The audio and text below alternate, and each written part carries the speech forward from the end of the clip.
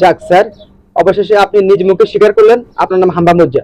আচ্ছা স্যার, আপনাকে কেন হাম্বা মজ্জা ডাকা হয়? আপনি কি আগে কোনো গরু চড়ছিলেন নাকি? দয়া করে সত্য বলবেন। আমাদের চামড়ার বিশেষ টিম আপনার প্রত্যেকটি কথাবার্তা রেকর্ড করতেছে খুব গোপনীয়তার সাথে। দয়া করে সত্যিটাই বলবেন। আরে ও মাতে কি এক লাগে হেসে না উড়ে গেলাম বাবুরে। ওই হঞ্চনি বাবুরে, আয় বুঝছনি বিয়ার হলে গেছি আর হোরে বাড়ি বুঝছনি। যাই সারাদিন কি ওমা আর হোরে ওগা ডিয়া বুঝছনি, দামড়া ডিয়া এত সুন্দর লাগছে।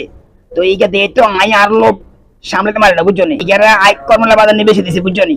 বেশি টিয়া গুণ আর পকেটে ঢুকে আলাইছি। বাইতে আইছি, বাইতে এসে আর বউটা শুনছি।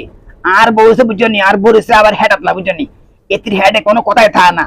এতে লগে আই কইছি এটি যাই আবার লাগাই যেতে পারবে। এই ঘটনার পরে তো আর হোরে বাড়ির লোকে আর এই এলাকা ছাড়া করছে বুঝছনি। আর হোরে বাড়িতে আর আইস পর্যন্ত দিলাম না বুঝছনি। একটা আর নাম দিছে হাম্বা মজ্জা, আর নাকি হাম্বার অনেক লোভ আছে বুঝছনি। ইয়ারলে আর নাম দিছে হাম্বা মজ্জা।